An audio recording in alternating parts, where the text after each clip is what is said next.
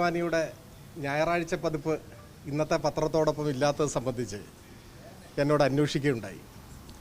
അതിൽ അത്ഭുതകരമായി തോന്നിയൊരു കാര്യം, യാതൊരു അടിസ്ഥാനവുമില്ലാത്ത ചില ഊഹാപോഹങ്ങളുടെ അടിസ്ഥാനത്തിലാണ് മാധ്യമങ്ങൾ ഈ കാര്യം ആരാഞ്ഞത്. അതിനുശേഷം ഇപ്പോൾ മാധ്യമങ്ങളെ കാണാമെന്ന് നിശ്ചയിച്ചത് പല മാധ്യമങ്ങളിലും പലതരത്തിൽ അതിങ്ങനെ വാർത്തയായി വരുന്നത് കണ്ടപ്പോഴാണ്. മാധ്യമപ്രവർത്തകർ ചോദിച്ച കാര്യം, സഖാവ് VSന്റെ അനുസ്മരണ കുറിപ്പ് ഒഴിവാക്കി ദേശാഭിമാനി, അതുകൊണ്ട് ഇന്ന് ഞായറാഴ്ച പതിപ്പ് ഇറക്കിയില്ല, വാരാന്ത പതിപ്പ് ഇറക്കിയില്ല എന്നാണ്. തീർത്തും അടിസ്ഥാനരഹിതമായ കാര്യമാണ്. അടിസ്ഥാനരഹിതമെന്ന് മാത്രം പറഞ്ഞാൽ പോരാ, ഇങ്ങനെയൊരു ചോദ്യം കേട്ടപ്പോൾ ഞങ്ങളൊക്കെ ഞെട്ടിപ്പോവുകയാണ് ചെയ്തത്. ഇപ്പോൾ VSന്റെ ചരമദിനം 21-ാം തീയതിയാണ്. അതിന് മുൻപുള്ള ഞായറാഴ്ച എന്ന നിലയ്ക്ക് ഇന്നത്തെ സൺഡേ സപ്ലിമെൻറ്റും 21-ാം തീയതിയിലെ പത്രത്തിലെ VSന്റെ അനുസ്മരണ സംബന്ധിയായിട്ടുള്ള ഐറ്റവും സ്വാഭാവികമായും പത്രപ്രവർത്തകർക്കറിയാം, കാലേ കൂട്ടി തന്നെ എഡിറ്റോറിയൽ വിഭാഗം ഇതൊക്കെ സംബന്ധിച്ച് തീരുമാനങ്ങൾ എടുക്കുന്നതാണ്. അങ്ങനെ ആ കാര്യങ്ങളെല്ലാം തീരുമാനമെടുത്ത് കഴിഞ്ഞതാണ്.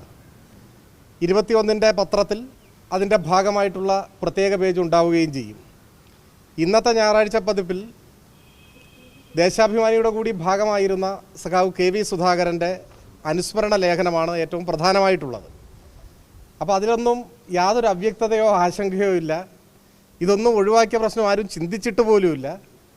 ഇന്ന് വാരാന്ത പതിപ്പ് അച്ചടിച്ച് ഇന്നത്തെ പത്രത്തോടൊപ്പം വിതരണം ചെയ്തിട്ടില്ല എന്നത് വസ്തുതയാണ്. അത് ഇന്നത്തെ പത്രത്തിൽ കൊടുത്തിട്ടുണ്ട്, സാങ്കേതിക കാരണങ്ങളാൽ ഇന്ന് അച്ചടിച്ചിട്ടില്ല എന്ന്. അതിൻ്റെ അർത്ഥം ഇത് ഒഴിവാക്കിയെന്നല്ല, നാളത്തെ പത്രത്തോടൊപ്പം ഇത് ഉണ്ടാവും. ഇന്ന് അച്ചടിക്കാൻ കഴിയാത്ത സാങ്കേതികമായ കാരണങ്ങൾ കൊണ്ടാണ്. മറിച്ചുള്ളതെല്ലാം തീർത്തും തെറ്റായ എന്തോ ഊഹാപോഹങ്ങളോ തെറ്റായ എന്തെങ്കിലും വിവരം കിട്ടിയതോ ആയിരിക്കും. ഏതായാലും നമ്മോടൊപ്പം ഇല്ലാത്ത VSനെ പോലൊരാളെ ഇത്തരം ഒരു അടിസ്ഥാനവും ഇല്ലാത്ത വിവാദങ്ങളിലേക്ക് ദയവായി വലിച്ചിഴക്കരുത്. ദേശാഭിമാനിയെ സംബന്ധിച്ചും കേട്ടുകേൾവികളുടെ അടിസ്ഥാനത്തിൽ ഇത്തരം വാർത്തകൾ കൊടുക്കുന്നത് ഉചിതമായില്ല. പൂർണ്ണമായും ഈ വാർത്ത തെറ്റാണ്. അതാണ് പറയാനുള്ളത്. നിങ്ങൾക്ക് എന്തെങ്കിലും പറയാനുണ്ടോ?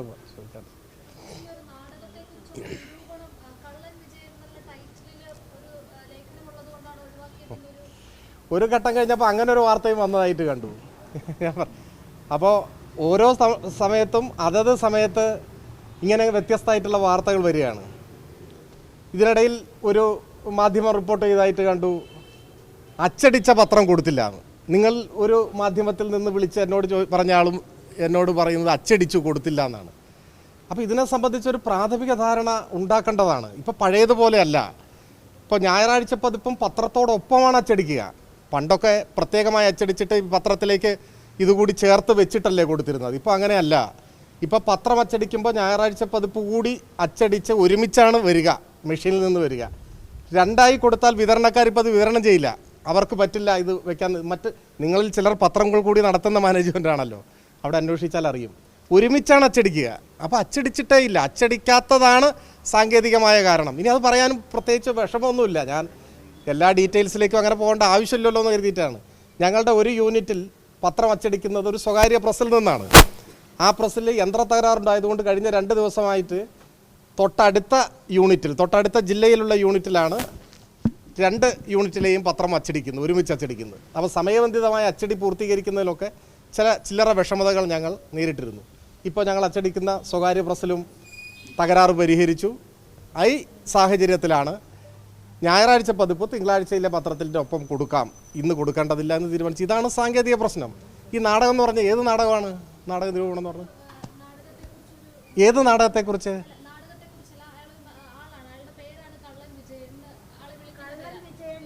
അല്ല, അത് ഏത് നാടകത്തെക്കുറിച്ചാണ്? അപ്പോൾ നാടകമല്ല. എന്നാൽ ഇനി ഒരു കാര്യം കൂടി ഞാൻ പറയാം. VSനെ കുറിച്ച് എന്നാണല്ലോ ആദ്യം വാർത്ത കൊടുത്തത്. VS ആദ്യ പേജാണ്. ഞായറാഴ്ച പതിപ്പിൻ്റെ 4 പേജുള്ള ഞായറാഴ്ച പതിപ്പിൻ്റെ ആദ്യ പേജിലാണ് സഖാവ് KV സുധാകരൻ്റെ അനുസ്മരണ ലേഖനമുള്ളത്. VSൻ്റെ മനോഹരമായ ഛായാചിത്രവും മറ്റ് 2 ചിത്രങ്ങളും ഒക്കെ വെച്ചിട്ടുള്ള ആദ്യ പേജാണ്. ഒരു പേജ് മുഴുവനാണ്.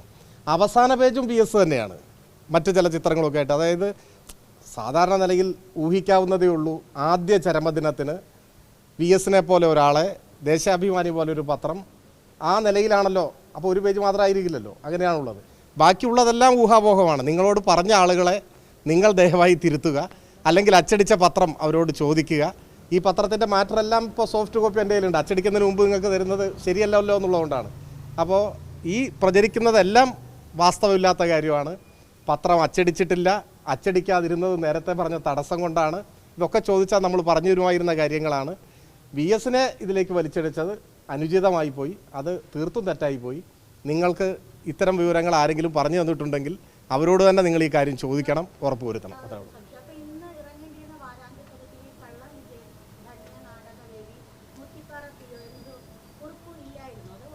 ഞാൻ പറഞ്ഞു കഴിഞ്ഞു, അതിനെക്കുറിച്ച് പറഞ്ഞു കഴിഞ്ഞു. ഇനിയിപ്പോൾ നാളെ ഇറങ്ങുന്ന സമയത്ത് നിങ്ങൾക്കത് കണ്ട് ബോധ്യപ്പെടാം. മറിച്ച് എന്തെങ്കിലും നിങ്ങളുടെ കയ്യിൽ വിവരം ഉണ്ടെങ്കിൽ എൻ്റെ കയ്യിൽ തന്നാൽ ഇപ്പോൾ ഞാനും ബോധ്യപ്പെടാം. ഇതിൽ കൂടുതൽ എങ്ങനെയാണ് പറയുക? ഏതേ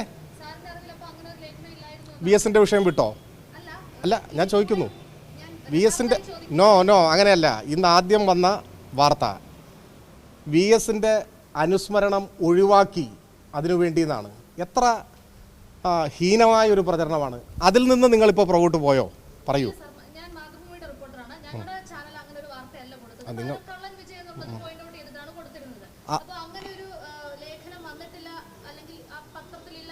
ഇല്ല എന്ന് തന്നെയാണ് പറയുന്നത്.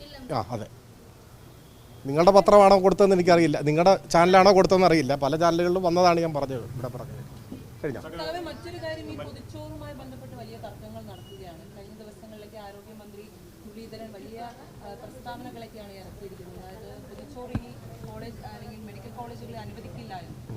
അതിലെന്തെങ്കിലും കേരളത്തിലെ ഒരു ആശുപത്രിക്ക് മുന്നിലേക്കും അകത്തേക്ക് കോമ്പൗണ്ടിലേക്ക് പ്രവേശിപ്പിക്കില്ല, ശക്തമായ നടപടിയെടുക്കും എന്ന് തന്നെയാണ് ആരോഗ്യമന്ത്രി പ്രഖ്യാപിച്ചത്. അദ്ദേഹം, എനിക്ക് തോന്നുന്നു, കേരളത്തിലെ സർക്കാർ ആശുപത്രികൾ ആ നിലയിൽ സന്ദർശിക്കുകയോ കാര്യങ്ങൾ മനസ്സിലാക്കുകയോ ചെയ്തിട്ടില്ല എന്നാണ് തോന്നുന്നത്. പല സന്നദ്ധ സംഘടനകളും പല സഹായങ്ങളും ആശുപത്രികൾ ചെയ്യുന്നുണ്ട്. അദ്ദേഹം ഇതൊന്നും മനസ്സിലാക്കിയിട്ടില്ല.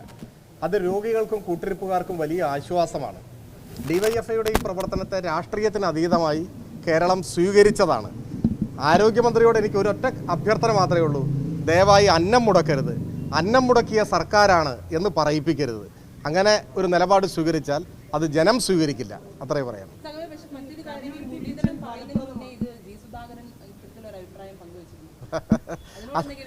അദ്ദേഹം, നിങ്ങൾ ഈ പറഞ്ഞ ആൾ, ഈ DYFIയുടെ പൊതിച്ചോറ് വിതരണത്തെ ഏറ്റവും ഉദാത്തമായ പ്രവർത്തനം എന്ന നിലയിൽ വിലയിരുത്തുകയും അതിനെ മുക്തകണ്ഠം പ്രശംസിക്കുകയും ചെയ്തതാണ്.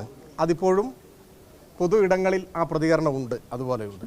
ആ അഭിപ്രായത്തിൽ നിന്ന് അദ്ദേഹം മാറിയിട്ടുണ്ടെങ്കിൽ അതെന്തുകൊണ്ടാണെന്നുള്ളത് അദ്ദേഹം തന്നെ വിശദീകരിക്കേണ്ടതാണ്. എനിക്കതിൽ കൂടുതലൊന്നും പറയാനില്ല. അത് നിങ്ങളങ്ങനെ വിശേഷിപ്പിച്ചാൽ ഞാൻ അതിനോട് എതിർക്കൊന്നുമില്ല. ഞാനിപ്പോൾ പറയാനുള്ള കാര്യം പറഞ്ഞു കഴിഞ്ഞു. അല്ല, ഞാൻ ചോദിക്കട്ടെ, അത് ഇപ്പോൾ അദ്ദേഹം അങ്ങനെ തുടങ്ങുമെന്ന് പറഞ്ഞിരിക്കുകയാണല്ലോ. അതൊക്കെ യാഥാർത്ഥ്യമായി വന്നാലല്ലേ നമുക്ക് പറയാൻ പറ്റൂ. ഞാനതിൽ മുൻവിധിയൊന്നും കാണുന്നില്ല. പക്ഷെ നിലവിൽ കേരളീയ സമൂഹം സ്വീകരിച്ച ഒരു സന്നദ്ധ പ്രവർത്തനമാണത്. ഇതിപ്പോൾ പൊതിച്ചോറിൻ്റെ കാര്യത്തിൽ മാത്രമല്ലെന്നേ, കേരളത്തിൽ ഏറ്റവും കൂടുതൽ രക്തം ദാനം ചെയ്യുന്ന സംഘടന ഏതാ? നിങ്ങളൊന്ന് പരിശോധിച്ച് നോക്ക്. വർഷങ്ങളായി DYFI ആണ്. DYFI അതിന് ആരോഗ്യവകുപ്പ് ഒരു അവാർഡ് കൊടുക്കുന്നുണ്ട് കേരളത്തിൽ. ആ അവാർഡ് എല്ലാ വർഷവും DYFI അല്ലേ ഏറ്റുവാങ്ങുന്നത്. അപ്പോൾ ഇനി മുതൽ അതും വേണ്ട എന്ന് പറയുമോ? പൊതിച്ചോറ് മാത്രമല്ല DYFI കൊടുക്കുന്നത്. രക്തദാനം, നേത്രദാനം, പൊതിച്ചോറ്, ഇങ്ങനെ ഒട്ടേറെ പ്രവർത്തനങ്ങൾ നടത്തുന്നുണ്ട്. അദ്ദേഹം മറ്റത് മനസ്സിലാക്കി കാണില്ല. ഇനി നാളെ രക്തദാനം പാടില്ല എന്ന് പറയുമോ? നമുക്ക് അത്ഭുതപ്പെടണം. ഇത് എന്തൊക്കെയാണ് വരാൻ പോകുന്നത് പറയാൻ കഴിയില്ല. ഇനി കേരളത്തിൽ ഏറ്റവും കൂടുതൽ പരിസ്ഥിതി സംരക്ഷണ പ്രവർത്തനങ്ങൾ നടത്തുന്ന സംഘടനയ്ക്ക് ഒരിക്കൽ ഒരു അവാർഡ് കൊടുക്കാൻ തീരുമാനിച്ചു. അന്ന് മുഖ്യമന്ത്രി ബഹുമാന്യനായ ഉമ്മൻചാണ്ടിയായിരുന്നു. അന്ന് പരിസ്ഥിതി സംരക്ഷണ പ്രവർത്തനങ്ങൾ സംബന്ധിച്ച് അദ്ദേഹത്തിൻ്റെ കീഴിലുള്ള വകുപ്പ് ഒരു പരിശോധന നടത്തിയപ്പോൾ അതിന് തിരഞ്ഞെടുക്കപ്പെട്ട സംഘടന DYFI ആയിരുന്നു. ആ അവാർഡും ഏറ്റുവാങ്ങിയ സംഘടനയാണ് ഞങ്ങളുടേത്.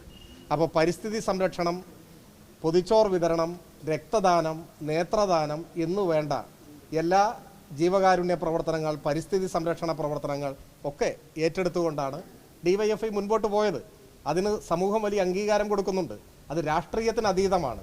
രാഷ്ട്രീയത്തിൻ്റെ, കക്ഷി രാഷ്ട്രീയത്തിൻ്റെ നിറം പിടിപ്പിച്ച കണ്ണടയിൽ കൂടി ഇത്തരം കാര്യങ്ങളെ കാണരുത്. വിശാലമായി ചിന്തിക്കാൻ ഭരണത്തിലിരിക്കുന്നവർ തയ്യാറാവണം എന്നാണ് പറയുന്നത്.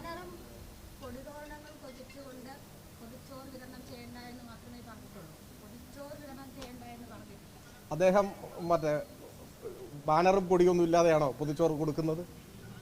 എന്താ അവർ കൊടുക്കാത്തത്?